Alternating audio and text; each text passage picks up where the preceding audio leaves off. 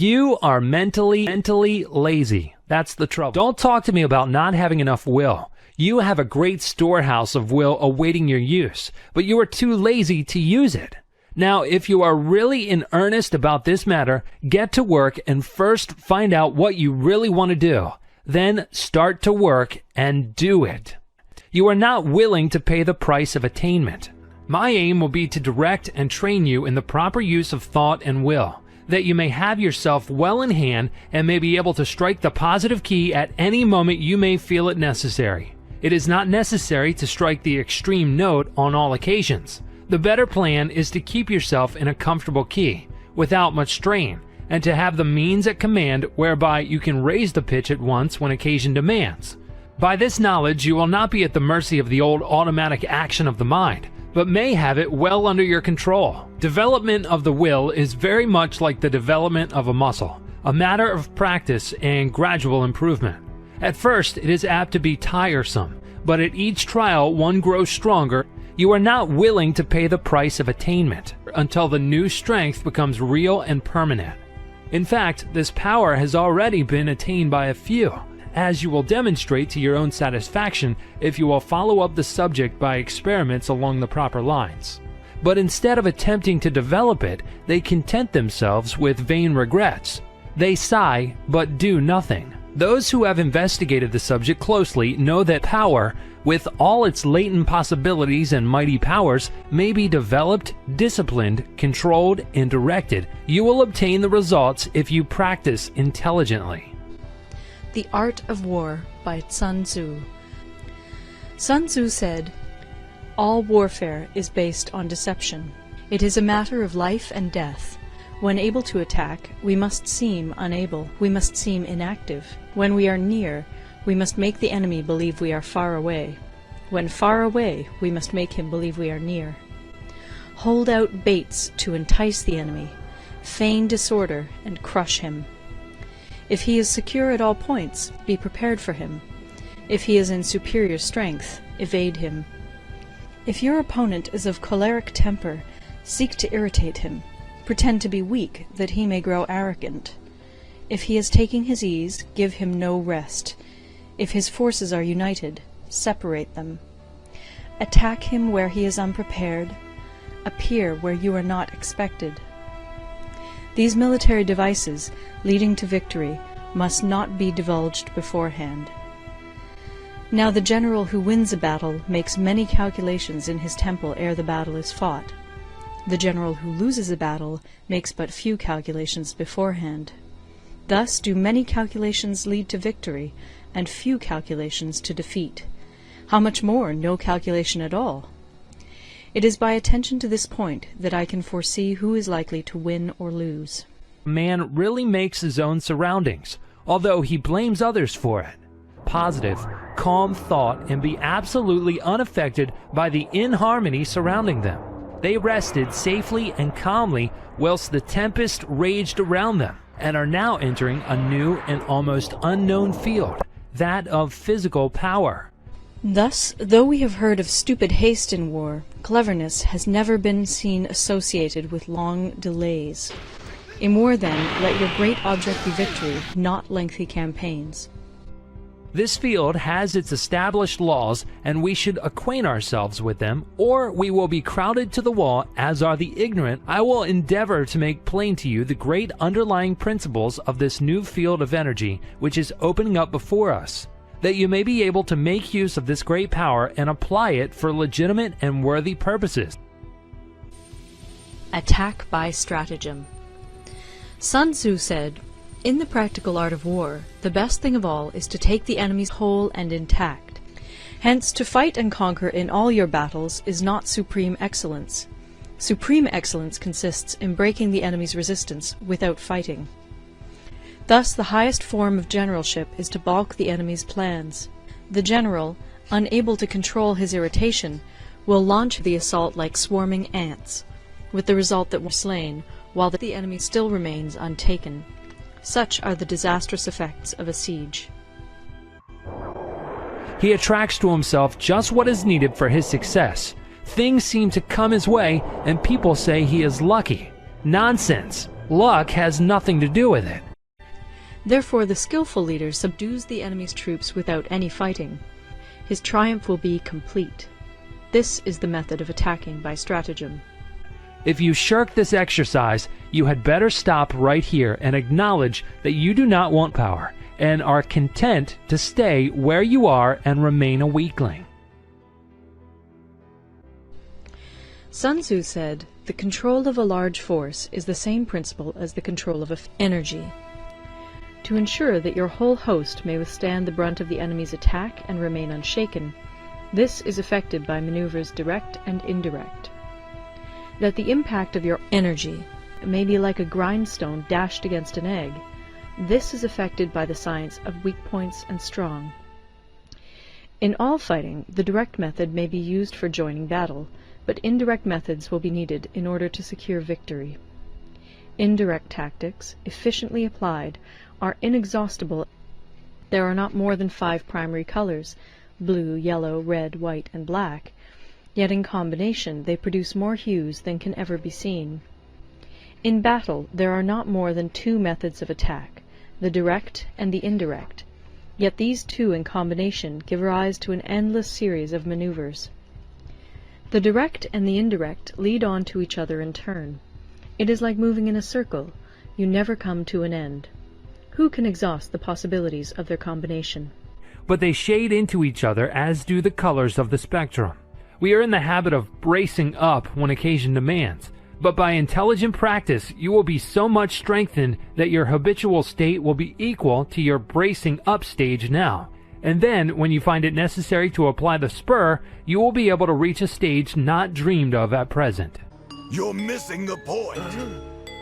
It's not about powering up. The point is that they won't have to power up when they fight. They can use all the energy it would take to transform to increase their stamina, and then only go higher if they need to. Darn, it's so ingenious. How come I didn't see that? I wasted all my energy because I transformed too early into a higher power level. And that's the reason why I wasn't able to beat Cell. Why was I so stupid? Now, in order to kill the enemy, our men must be roused to anger. If equally matched, we can offer battle. If slightly inferior, we can avoid the enemy. If quite unequal in every way, we can flee from him. Hence, though an obstinate fight may be made by a small force, in the end it must be captured by the larger force, to advance or to retreat, being ignorant of the fact that it cannot obey. This is called hobbling, being ignorant of the conditions which obtain in an army. This causes restlessness in the soldiers' minds. A thought impulse or motion impulse, originally caused by an active effort of faculty, may become by continued repetition, or habit, strictly automatic. The impulse given it by the repeated active effort developing a strong momentum, which carries it on along passive lines until stopped by another active effort or its direction changed by the same cause. On the other hand, thought impulses or motion impulses continued along passive lines may be terminated or corrected by an active effort. The active function creates, changes, or destroys. The passive function carries on the work given it by the active function and obeys orders and suggestions. The continuance of the original impulse adds momentum and force to it, and renders its correction or termination more difficult. This explains that which is called the force of habit. I think that this will be readily understood by those who have struggled to overcome a habit which had been easily acquired. The law applies to good habits as well as bad. The moral is obvious. Thus we may know that there are 5 essentials for victory. 1. He will win who knows when to fight and when not to fight. 2. He will win who knows how to handle both superior and inferior forces. 3. He will win whose army is animated by the same spirit throughout all its ranks. 4. He will win who, prepared himself, waits to take the enemy unprepared. 5. He will win who has military capacity and is not interfered with.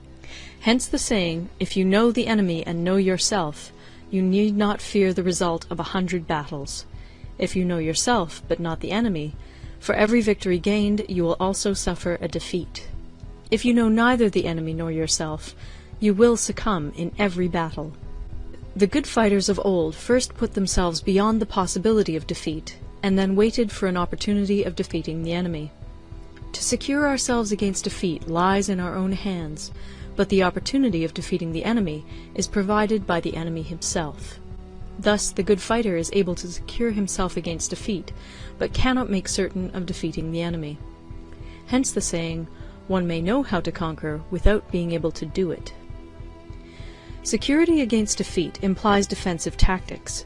Ability to defeat the enemy means taking the offensive. Standing on the defensive indicates insufficient strength. Attacking, a superabundance of strength. What the ancients called a clever fighter is one who not only wins, but excels in winning with ease. Hence, his victories bring him neither reputation for wisdom nor credit for courage. He wins his battles by making no mistakes. Making no mistakes is what establishes the certainty of victory, for it means conquering an enemy that is already defeated. Hence, the skillful fighter puts himself into a position which makes defeat impossible, and does not miss the moment for defeating the enemy. Thus it is that in war the victorious strategist only seeks battle after the victory has been won, whereas he who is destined to defeat first fights and afterwards looks for victory. We are familiar with some of its manifestations, but are almost totally ignorant of certain others. Still, we are learning a little more every day. The veil is being gradually lifted. The quality of decision is like the well-timed swoop of a falcon, which enables it to strike and destroy its victim. Therefore, the good fighter will be terrible in his onset and prompt in his decision. Energy may be likened to the bending of a crossbow, decision to the releasing of a trigger. Amid the turmoil and tumult of battle, there may be seeming disorder, and yet no real disorder at all. Amid confusion and chaos, your array may be without head or tail, yet it will be proof against defeat. Simulated disorder postulates perfect discipline. Simulated fear postulates courage. Simulated weakness postulates strength. Hiding order beneath the cloak of disorder is simply a question of subdivision. Concealing courage under their show of timidity presupposes a fund of latent energy. Masking strength with weakness is to be effected by tactical dispositions. Thus, one who is skillful at keeping the enemy on the move maintains deceitful appearances, according to which the enemy will act. He sacrifices something that the enemy may snatch at it. By holding out baits, he keeps him on the march. Then he lies in wait for him. The clever combatant looks to the effect of combined energy, and does not require too much from individuals. Hence his ability and utilize combined energy. When he utilizes combined energy, his fighting become as it were like unto rolling logs or stones, for it is the nature of a log or stone to remain motionless on level ground, and to move when on a slope. If four-cornered, to come to a standstill, but if round-shaped, to go rolling down. Thus the energy developed by good fighting is as the momentum of a round stone rolled down a mountain thousands of feet in height. So much on the subject of energy. The meeting of new conditions, new problems, calls for the exercise of active effort, whilst a familiar problem or task can be easily handled by the passive effort without the assistance of his more enterprising brother. Many excellent essays and books have been written on this subject, but few have anything to say about how this power may be acquired by those who have it not, or who possess it in but a limited degree. By discovering the enemy's dispositions and remaining invisible ourselves, we can keep our forces concentrated while the enemy's must be divided. We can form a single united body while the enemy must split up into fractions. Hence there will be a whole pitted against separate parts of a whole, which means that we shall be many to the enemy's few. You can be sure of succeeding in your attacks if you only attack places which are undefended. You can ensure the safety of your defense if you only hold positions that cannot be attacked. Hence the general is skillful in attack whose opponent does not know what to defend, and he is skillful in defense whose opponent does not know what to attack. Through you we learn to be invisible, through you inaudible, and hence we can hold the enemy's fate in our hands. You may advance and be absolutely irresistible if you make for the enemy's weak points. You may retire and be safe from pursuit if your movements are more rapid than those of the enemy. If we wish to fight, the enemy can be forced to an engagement. All we need do is attack some other place that he will be obliged to relieve. If we do not wish to fight, we can prevent the enemy from engaging us. Our opponents will be in dire straits. The spot where we intend to fight must not be made known, for then the enemy will have to prepare against a possible attack at several different points. And his forces being thus distributed in many directions, the numbers we shall have to face at any given point will be proportionately few. For should the enemy strengthen his van, he will weaken his rear. Should he strengthen his rear, he will weaken his van. Should he strengthen his left, he will weaken his right. Should he strengthen his right, he will weaken his left. If he sends reinforcements everywhere, he will everywhere be weak. Numerical weakness comes from having to prepare against possible attacks. Numerical strength from compelling our adversary to make these preparations against us. We may concentrate from the greatest distances in order to fight. That shall advantage them nothing in the matter of victory. I say then that victory can be achieved. Though the enemy be stronger, we may prevent him from fighting. Scheme so as to discover his plans and the likelihood of their success. Rouse him and learn the principle of his activity or inactivity. Force him to reveal himself so as to find out his vulnerable spots. Carefully compare the opposing army with your own, so that you may know where strength is superabundant and where it is deficient. In making tactical dispositions, the highest pitch you can attain is to conceal them. Conceal your dispositions, and you will be safe from the prying of the subtlest spies, from the machinations of the wisest brains. How victory may be produced for them out of the enemy's own tactics, that is what the multitude cannot comprehend. All men can see the tactics whereby I conquer, but what none can see is the strategy out of which victory is evolved. Do not repeat the tactics which have gained you one victory, but let your methods be regulated by the infinite variety of circumstances. Military tactics are like unto water, for water in its natural course runs away from high places and hastens downwards. So in war, the way is to avoid what is strong and to strike at what is weak. The soldier works out his victory in relation to the foe whom he is facing. Therefore, just as water retains no constant shape, in warfare there are no constant conditions. He who can modify his tactics in relation to his opponent and thereby succeed in winning may be called a heaven-born captain.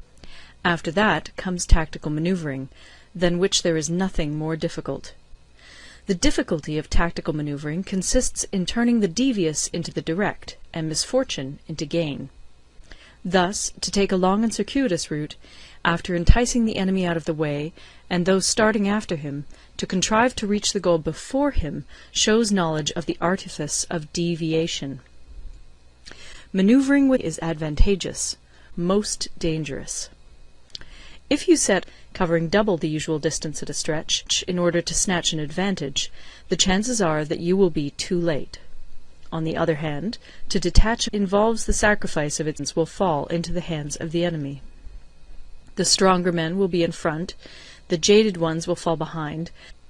In war, practice dissimulation and you will succeed. Whether to concentrate or to divide must be decided by circumstances. Let your rapidity be that of the wind, in raiding and plundering be like fire, in immovability like a mountain. Let your plans be dark, and impenetrable as night, and when you move, fall like a thunderbolt. He will conquer who has learnt the artifice of deviation. Such is the art of maneuvering.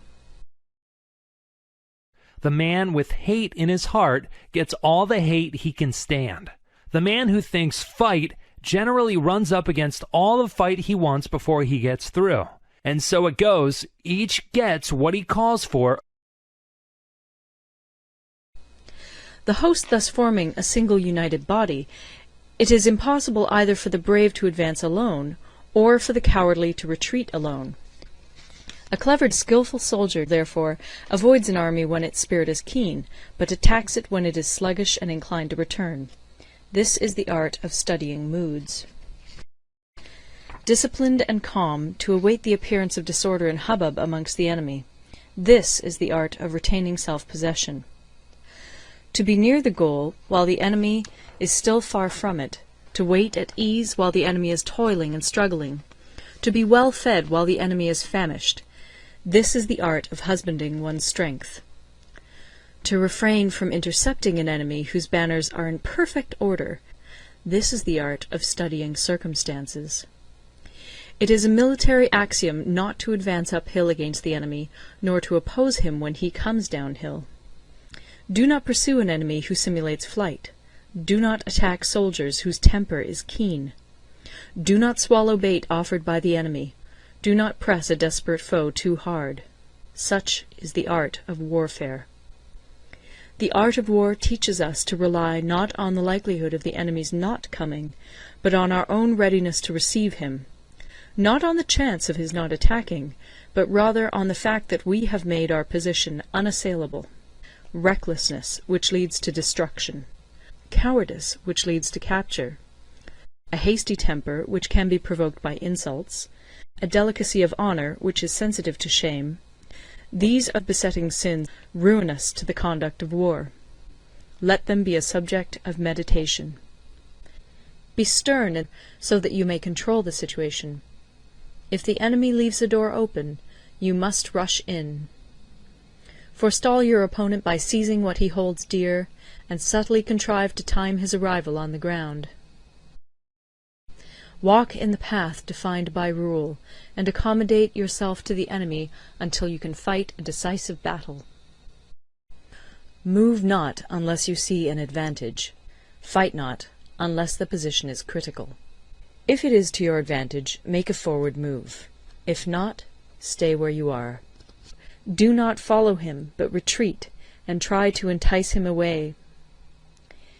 If you are situated at a great distance from the enemy, and the strength of the two is equal, it is not easy to provoke a battle, and fighting will be to your disadvantage. It only means that no direct attack can be made.